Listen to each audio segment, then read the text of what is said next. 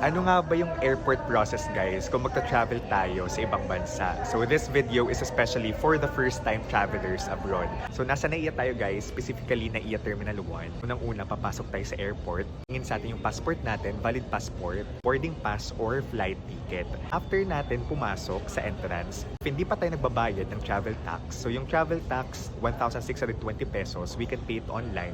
But if we prefer to pay it here dito sa airport, may travel tax na counter where you can pay your travel tax. If bayad na kayo sa travel tax, nakapasok na kayo, diretso na kayo sa check-in counter. I make sure na nakapag-online check-in na ako. May pila separately for those na nakapag-online check-in na. So idadap nyo na lang yung bag nyo. So sa counter, ibibigay yung passport ninyo.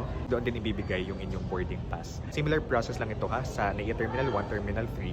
For me, since lipad ako papuntang South Korea, doon pa lang hinihingi na yung visa. Para sa mga visa countries like South Korea, Japan, or US, maaring hingin na sa inyo, counter pa lang, check-in counter pa lang ng airlines, yung inyong visa. And then after that, pupunta na tayo sa immigration and make sure meron kayong e-travel. So you can fill it out within 3 days before your flight at etravel.gov.ph. Before kayo pumasok ng immigration, dapat meron na kayo niyan ha. Upon entry sa immigration, isa-scan nyo lang yung boarding pass nyo. Boarding pass lang. Kasama na sa immigration, yung security check. Harap kayo sa immigration officer, i-represent yung passport ninyo, yung boarding pass ninyo, and of course, kung visa country yung pupuntahan ninyo, i-represent din ninyo yung visa ninyo. Yung question sa akin kanina, if government employee ako, kung kailan yung balik sa Pilipinas, kung may mga kasama ba ako. Kung government employee kayo, make sure na meron kayong travel authority. Pag lumagpas na kayo sa immigration, congratulations. Hanapin nyo na yung boarding gate ninyo. May mga signs naman yan. Ayan, nasa boarding gate na tayo.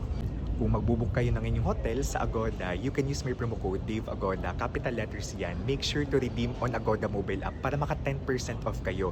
I-redeem nyo sa deals tab sa baba ng mobile app. Kung magbubook naman kayo ng inyong tours activities sa Agoda, kasi pwede rin naman, you can use my promo code KURIPOTAGODA para maka 5% off kayo. May Klook promo code pa rin tayo. It's Dave Ginukluk na you can use for your hotels and activities. Pero one-time redemption na lang siya, so it's up to you kung explore nyo rin yung Agoda for your tours and activities.